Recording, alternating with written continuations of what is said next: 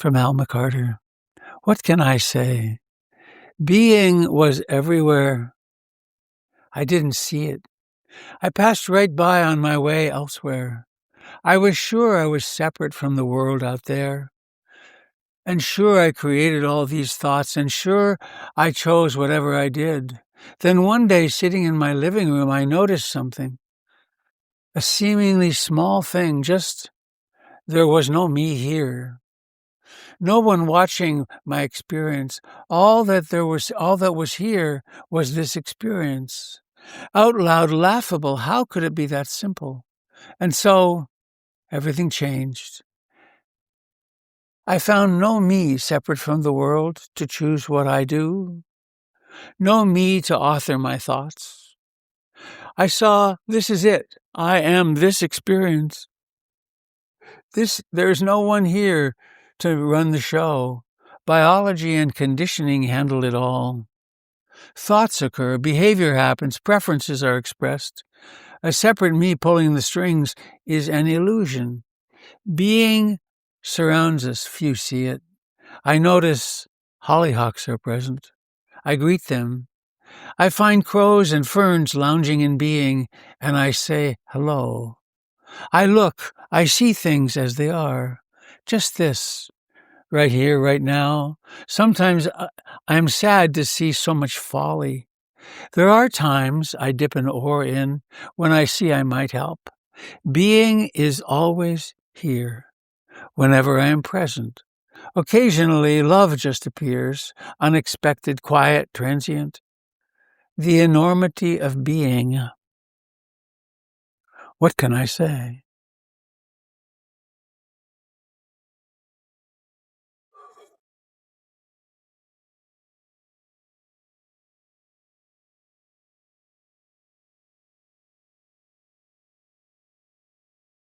Please come home to the reality of this that you take to be your body. Feel the aliveness.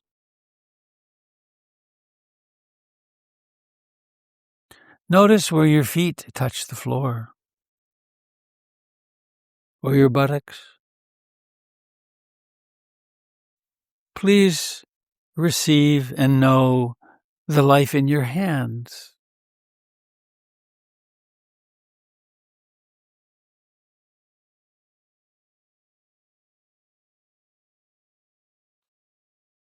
Know the fact of breathing.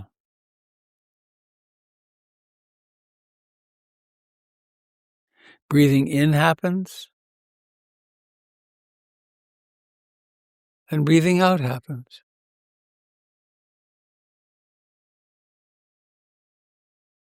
It's been doing this ever since that remarkable moment when your mother could no longer breathe for you.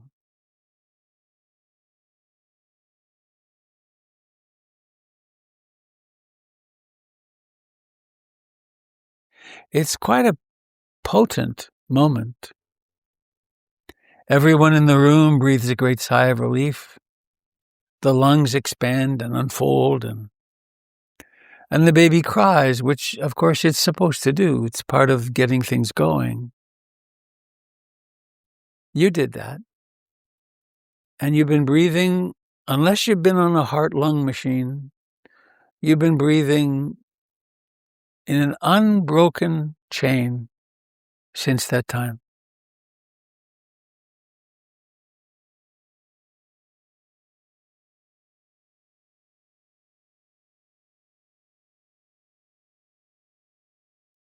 And the Buddha, as I like to say, an ordinary person just like you and me, discovered that human beings can learn to pay attention to the sensations of breathing in order to bring themselves out of the fantasy world of ideas and memories and plans and worries to be right here in the present moment.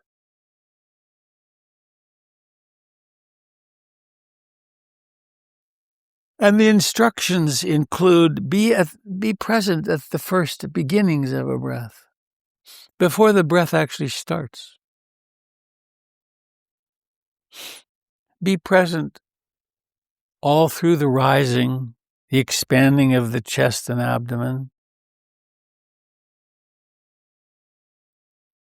all through that moment when breathing in ceases and breathing out begins, and all through the decline until there comes a moment when breathing out is over.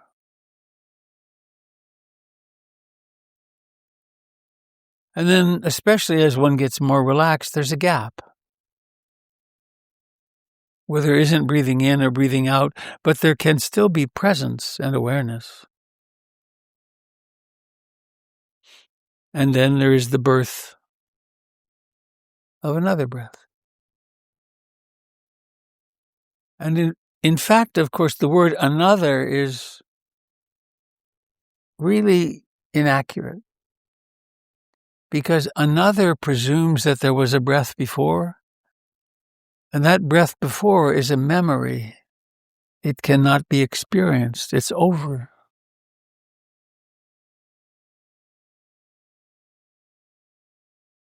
And so please, let us come home to the reality of breathing in and out.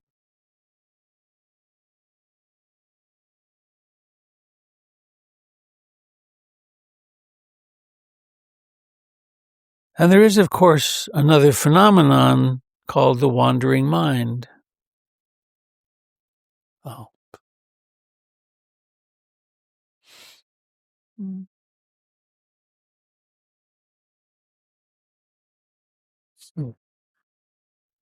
And most people, sometimes even after years of meditation,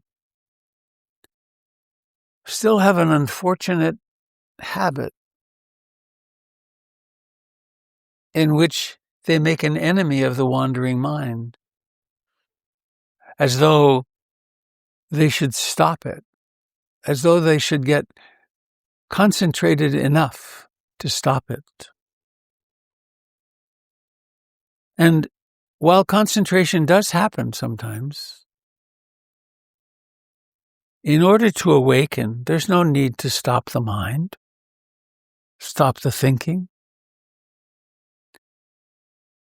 because consciousness itself is never perturbed by anything.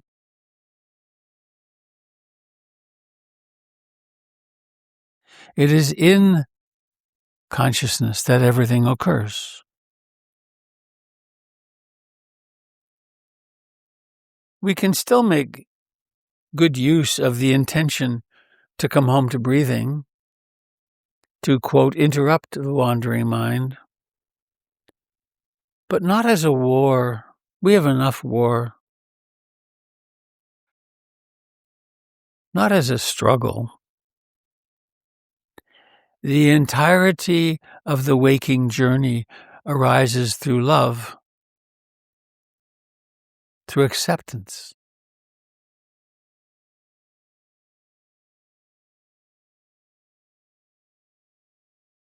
So when you discover the mind to be wandering without intensity, without rancor, we just notice, oh yes, wandering mind. It's like, oh, another sunrise, or oh, another robin's call in the spring, another blooming of the crocus.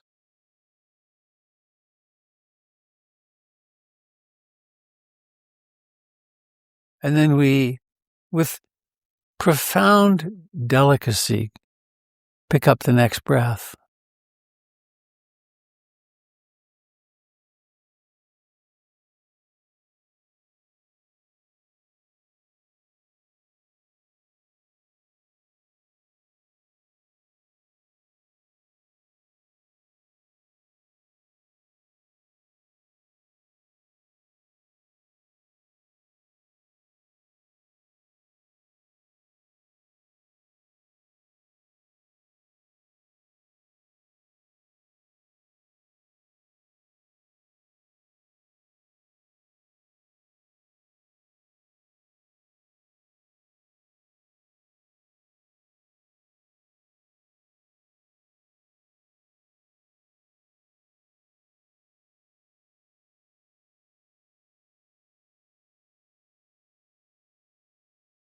as we attend to in-breathing and out-breathing,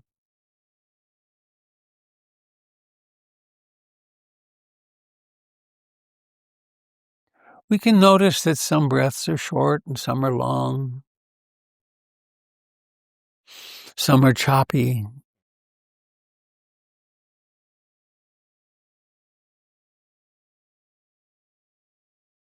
And we also start noticing that thoughts actually think themselves into being.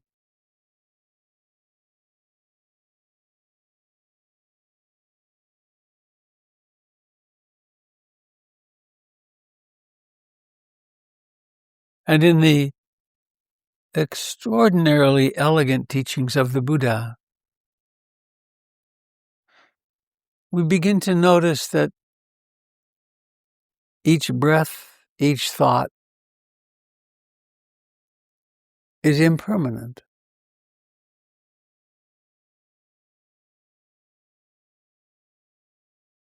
And that begins to extend itself into our lives, and we start noticing that days are impermanent and meals are impermanent and relationships are impermanent. Not just some, but actually every single one. Friends are impermanent.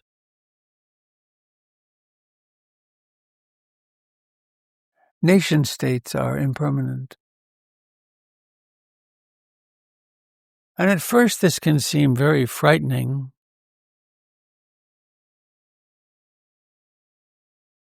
But what a relief to begin or to increasingly live according to the reality, which is to stop struggling against impermanence.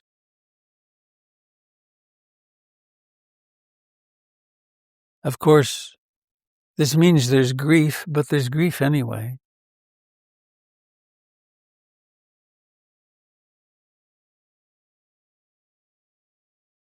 And so that's a lot of thinking, but the practice itself is so utterly simple. Come home to the actual sensations of this breath.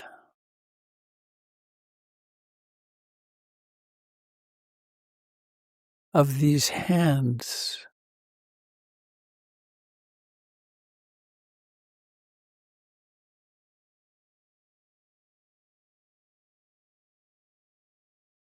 Come home to the actual reality of thoughts that come and go, or moods, worries.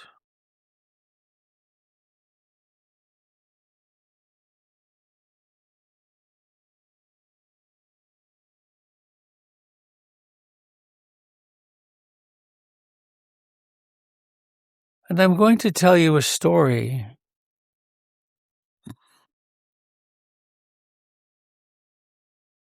And this is perhaps the most bizarre, I could say unbelievable, except it's the truth, story.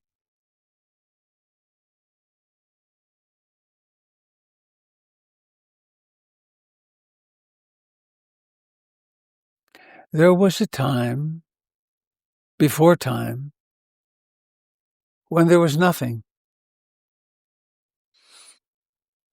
And then every world religion talks differently about it.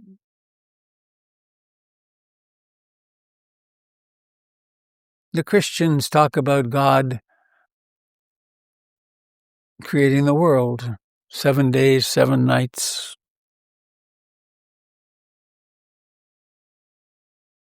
The Buddha said that trying to figure out such things leads to madness, and don't bother. But we have to start somewhere. So there was nothing, and then there was something. Then there was everything. all the galaxies, planets. Eventually, on one particular little planet,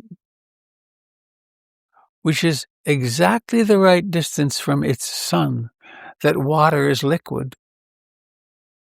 That distance, incidentally, is known as the Goldilocks distance. Just the right distance. And life began.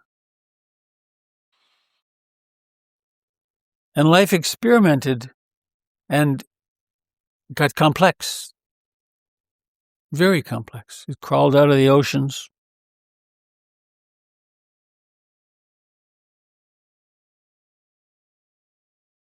It actually took the form of what we call the dinosaurs for several million years. And then a giant comet out of nowhere smashed into the Gulf of Mexico and wiped out the dinosaurs.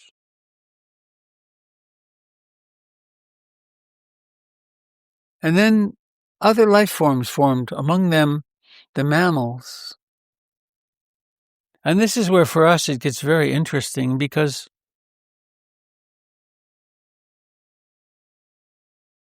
there was a time a few eye blinks ago when your parents came together in a very strange way, driven by powerful forces. And this is where the story begins to become even crazier, more unbelievable. From your father's body came millions of tiny little creatures. They were deposited in just the right spot.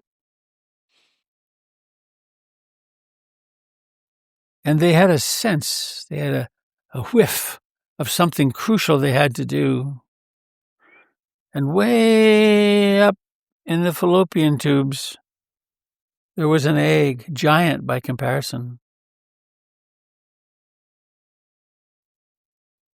And they knew they had to get there. And those sperm swam a distance compared to their size greater than a human swimming the English Channel.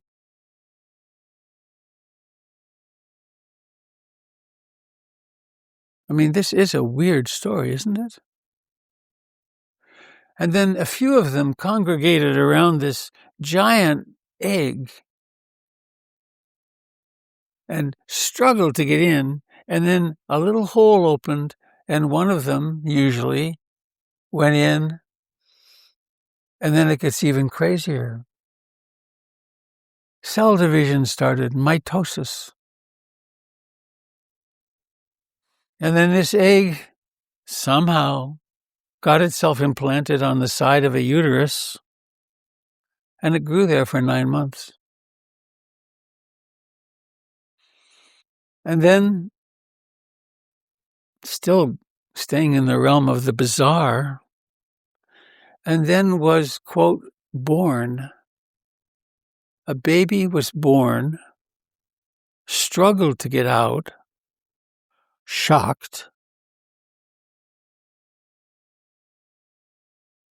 First there was at some point there's this crowning, and then sometimes with help, there's suddenly a baby, very messy, covered with some blood and vernix, kind of greasy white stuff. And this baby breathed. And this is you. You took a first breath.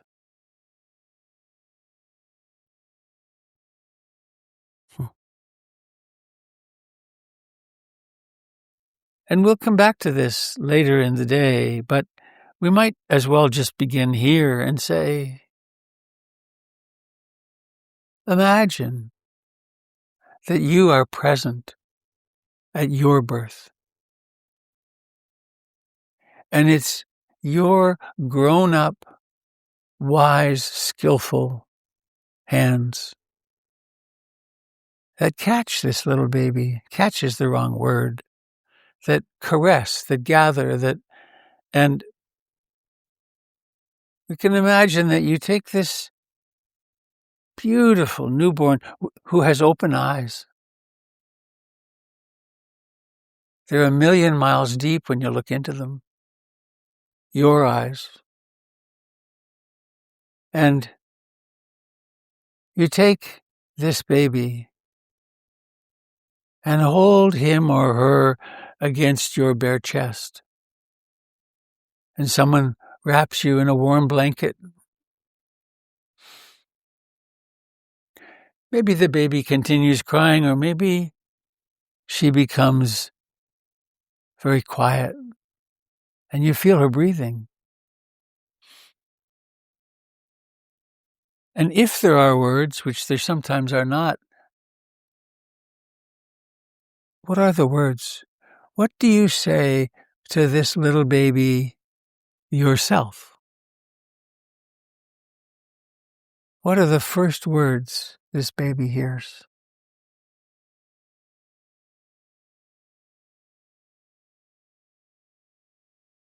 And we'll come back here, but you can take this image with you for the rest of your life.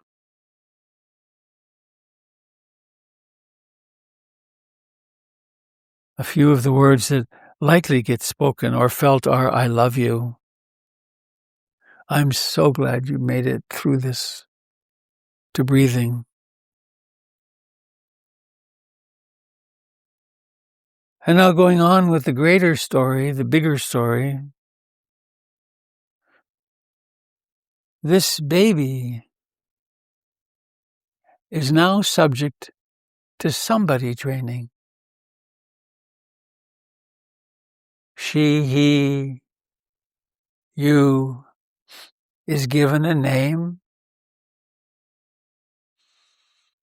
and you are completely vulnerable. You can't do anything for yourself.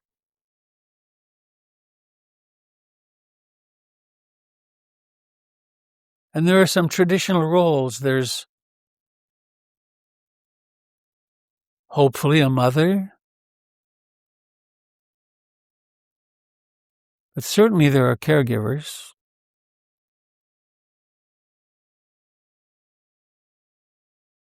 And then these caregivers are very much a part of somebody training. They're very attentive, or maybe they're not. They're very safe, or maybe they're not quite safe. But you go through this somebody training and you start making sounds. You learn how to walk. You learn how to crawl first. You learn that your hands and feet are yours first. And then it all happens. Maybe they're siblings and maybe not. And you have a first birthday and a second and a third and a fourth and a fifth. And you come into a world perhaps that's very safe and well off and well fed, or maybe a war zone, or maybe not a true war zone, but a war zone of a family with alcoholism or some kind of mental illness or violence or neglect. And so each of us has this story that we learn in broken little bits. You might think of your story of becoming a separate self. You learn to read, you go to school, you have friends or not. And there are some very large themes in most of our lives. One theme is that of intrusion, where someone comes too close to us, violates our boundaries in some way that we have no idea it's even happening. Or the opposite, they're not close enough. And we're desperate, actually. We're wondering what, we don't even have thoughts to wonder with. But there's an experience of lack. And so we go on, we go through elementary school, and maybe there are sicknesses, maybe there are siblings, maybe there's a death, and on through high school and puberty, and you know your story. But one of the purposes of telling this story is to realize that your story is actually much bigger than you ever dreamed. Because there was a time before you were born that we might say your separate identity didn't exist. The story you live by was yet to be formed.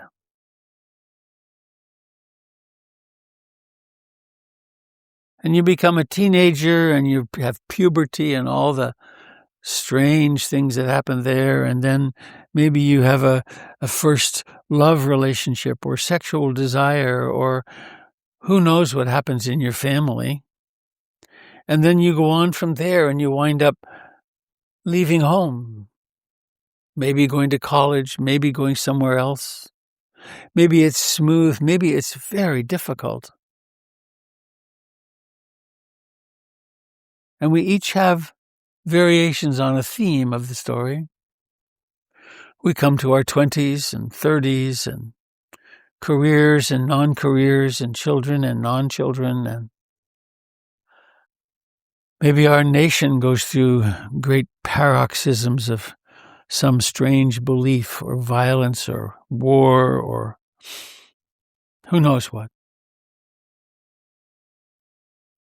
And all the while, the clock is ticking in a way, and you're growing.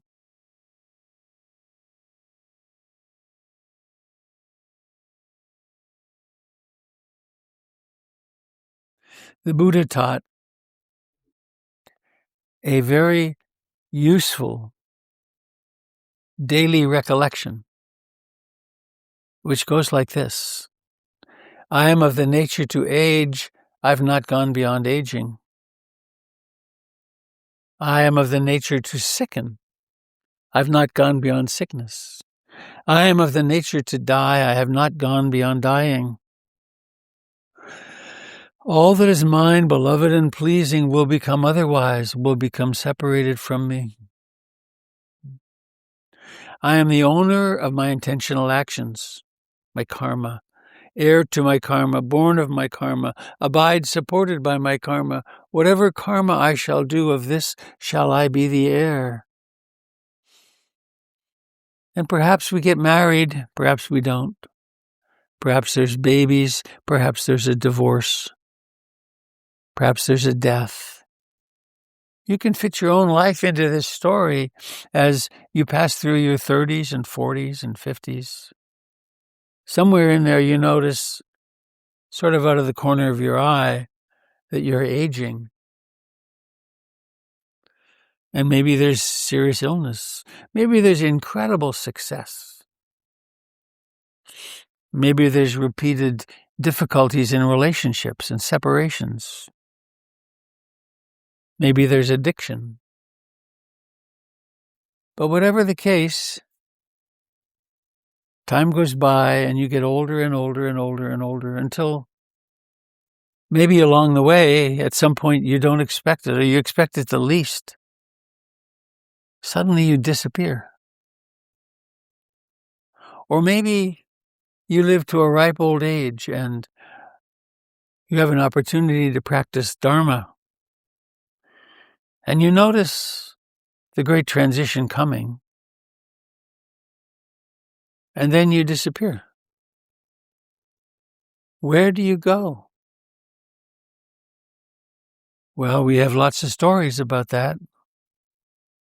Every spiritual tradition has a story. But what if we just don't know?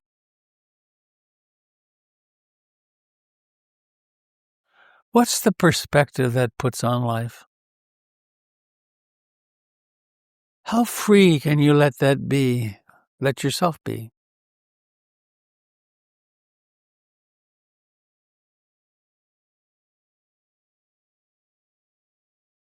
And so let us allow our intuitive imagination to just be open to the don't know. I don't know.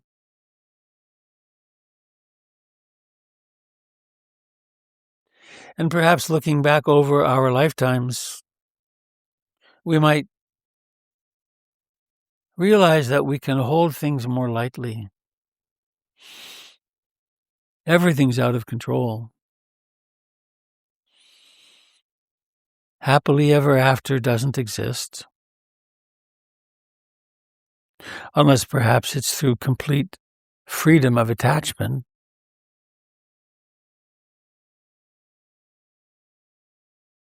And so this is that story I mentioned,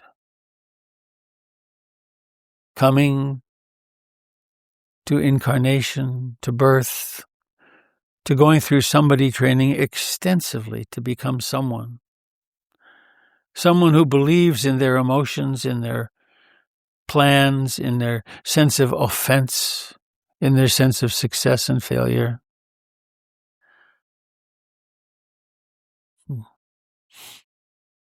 And just opening now. Notice the body that sits here. There is something here. And notice that it breathes in and breathes out. This is like the great metronome of your life.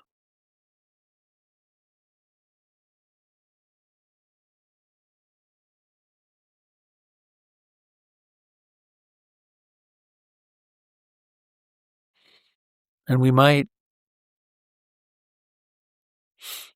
while we're here and while we have this costume, this charade in a way,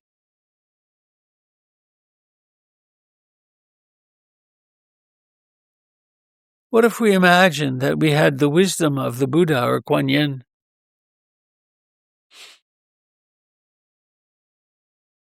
We might find ourselves saying things like, "Oh, may I be deeply content and happy.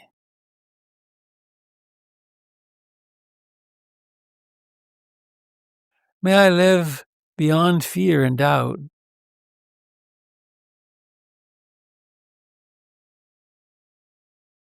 May I truly, truly be loving and compassionate."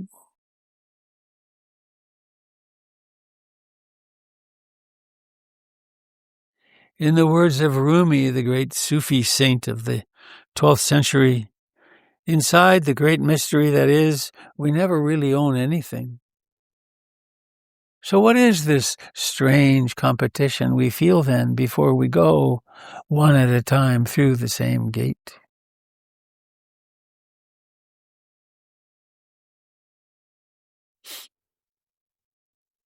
We might inhabit our bodies more and more fully,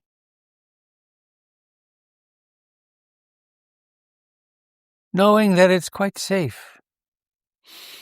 It's quite safe to feel whatever we feel, because it is all utterly impermanent, impersonal.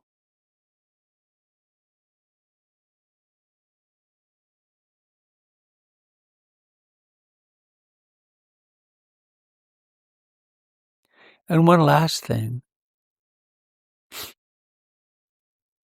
What if we were to personalize that sense of I am? It's impermanent, but very convincing. And what if we were to cultivate a loving attitude toward this sense of I am?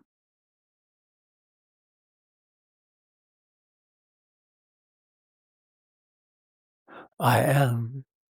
And it might be, I love you to your infant self. I love you to yourself during some or several crises in your life.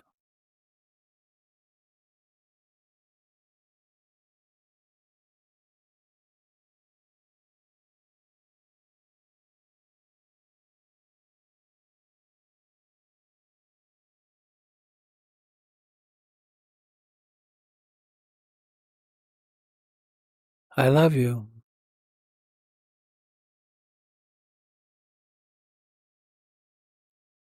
And now,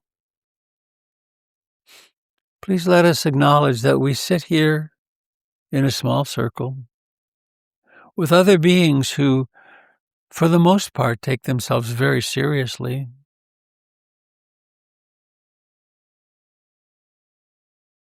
Recognizing our similarity, do we really have any choice but to love each other?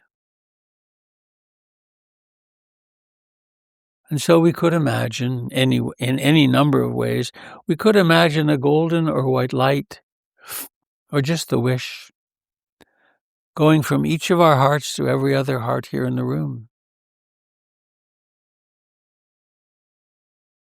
And if we wanted words, they could be very simple, like, I love you, or may you be free from fear. May your relationships all go okay. May you die easily. May your deepest dreams, at least some of them, come true.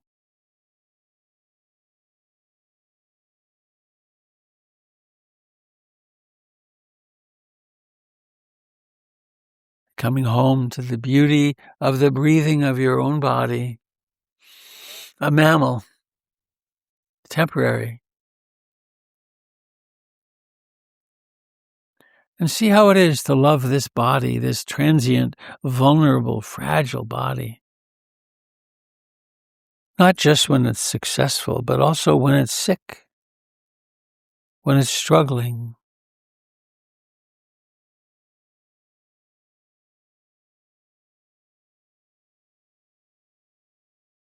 And now, please become aware of your body where it touches the chair, of the life in your hands, of the life in your face,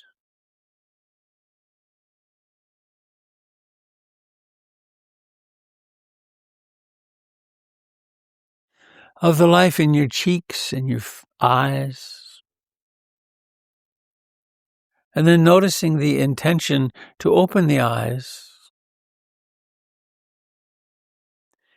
Ever so slowly make the effort to lift, to pull back the eyelids. It takes a little work. And then notice the miracle of seeing as it begins. And you might continue your blessing, may you be happy, something like that, as your eyes open, and then if you wish to take a look around and see who else is here, who else took birth at the same time as you. What good fortune to meet each other.